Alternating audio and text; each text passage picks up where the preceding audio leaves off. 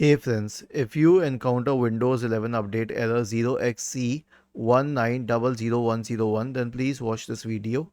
I will guide you through the resolutions. Right click on the start button and select settings from the menu. Now you can go to the system tab on the list on the left hand side. In the right pane, select troubleshoot. Select other troubleshooters and click on run corresponding to the Windows update troubleshooter. The next solution is to reset Windows Update components. So we have a script here. Simply copy this script, search for command prompt, and then click on Run as Administrator, paste it here and hit enter.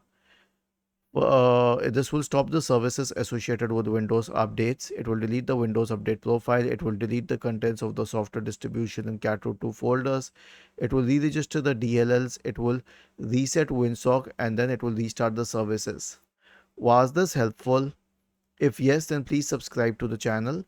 If not, then let us know in the comment section of the video on how we could help you further. Thank you for watching this video and have a nice day.